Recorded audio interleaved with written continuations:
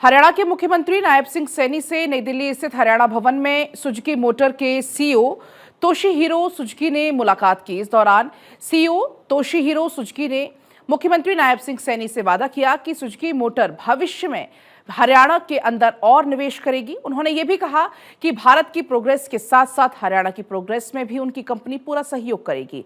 मुख्यमंत्री नायब सिंह सैनी ने कहा कि जापान और हरियाणा के बीच सांस्कृतिक सहयोग के लिए जापान में अंतर्राष्ट्रीय गीता जयंती महोत्सव आयोजित किया जाएगा। उन्होंने 20 जून को टोक्यो विश्वविद्यालय में अंतर्राष्ट्रीय गीता सेमिनार में विशिष्ट अतिथि के तौर पर आने के लिए सुजुकी के सीईओ को भी न्योता दिया।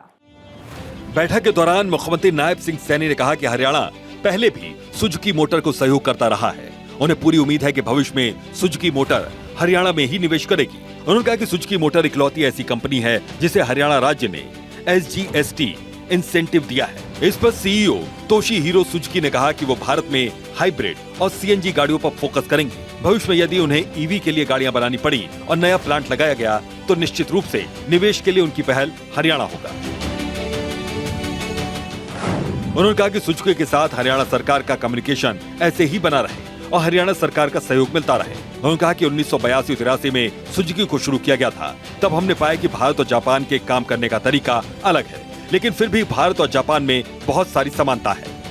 मुख्यमंत्री नायब सिंह सैनी ने कहा कि जापान और हरियाणा के बीच सांस्कृतिक सहयोग बढ़ाने के लिए जून महीने में अंतर्राष्ट्रीय गीता जयंती महोत्सव का आयोजन जापान में किया जाएगा। उन्होंने सुजुकी के सीईओ से अंतर्राष्ट्रीय गीता महोत्सव के दिव्य आयोजन में जापानी नागरिकों की व्यापक भागीदारी सुनिश्चित करने के लिए कुरुक्षेत्र विकास बोर्ड को जापान के किसी प्रतिष्ठित सामाजिक संगठन के साथ जोड़ने में सहयोग करने का आग्रह किया है। इस पर सीईओ तोशिहिरो ने विचार करने पर हामी भरी है। मुख्यमंत्री नायब सिंह सैनी ने सीईओ सुजुकी को 20 जून को टोक्यो विश्वविद्यालय में आयोजित अंतर्राष्ट्रीय गीता सेमिनार में बतौर विशिष्ट अतिथि आने का न्योता भी दिया।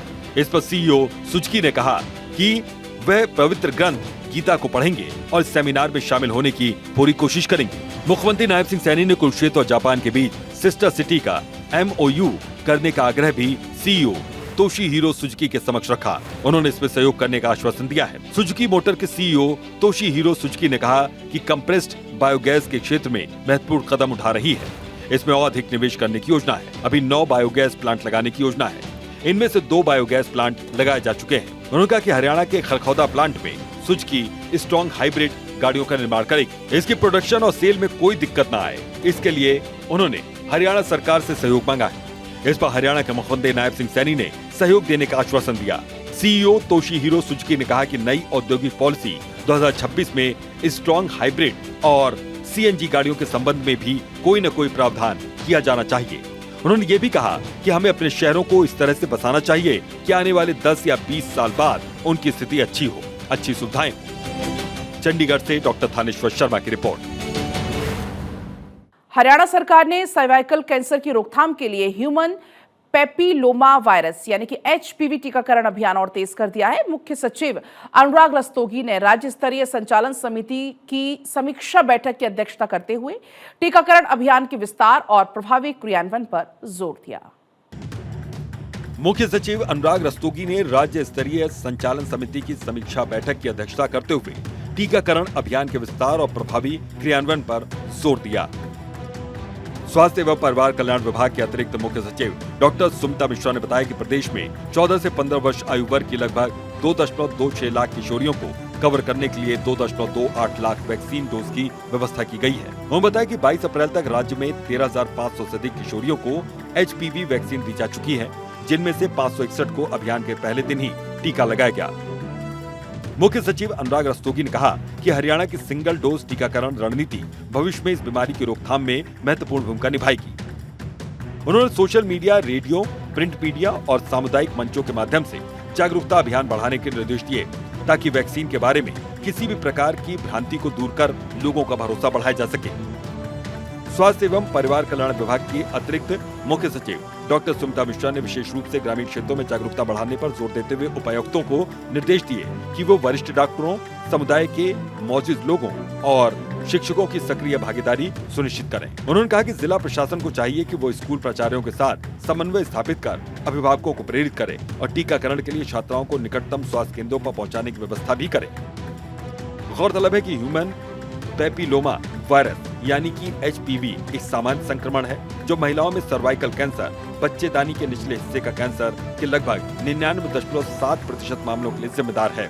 HPV वैक्सीन इस संक्रमण से बचाव करती है और भविष्य में सर्वाइकल कैंसर के जोखिम को काफी हद तक कम करती है। भारत में महिलाओं में दूसरा सबसे आम कैंसर है और टीकाकरण इसके खिलाफ एक प्रभावी रोकथाम साबित होगा।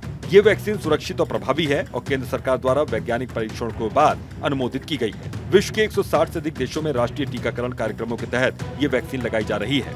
प्रदेश में टीकाकरण प्रशिक्षित स्वास्थ्य कर्मियों द्वारा चिकित्सीय निगरानी में इसे लगाया जा रहा है। वैक्सीन के दुष्प्रभाव सामान्यतः बहुत मामूली होते हैं, जैसे इंजेक्शन वाली जगह पर हल्का दर्द, बुखार या शरीर में दर्द। इन प्रभावों को डॉक्टर की सलाह के मुताबिक पैरासिटामोल से आसानी से नियंत्रित किया जा सकता है। टीकाकरण के बाद किशोरियों का ध्यान रखने के लिए राज्य स्तरीय एडवर्स इवेंट्स फॉलोइंग इम्यूनाइजेशन यानी कि AEFI कमेटी को सक्रिय किया गया है, जो किसी भी प्रतिकूल घटना की निगरानी और त्वरित प्रतिक्रिया सुनिश्चित करेगी। बैठक में बताया गया कि ये टीकाकरण अभियान डिजिटल प्लेटफॉर्म के माध्यम से संचालित किया जा रहा है। लाभार्थियों का पंजीकरण यूविन प्लेटफॉर्म पर किया जा रहा है, जो स्वतः टीकाकरण प्रमाण पत्र भी जारी करता है। जिला एवं ब्लॉक स्तर पर चिकित्सा अधिकारियों, वैक्सीनेटरों और फ्रंटलाइन स्वास्थ्य कार्यकर्ताओं को प्रशिक्षण प्रदान किया जा चुका है। चंडीगढ़ से डॉक्टर थानेश्वर शर्मा की रिपोर्ट।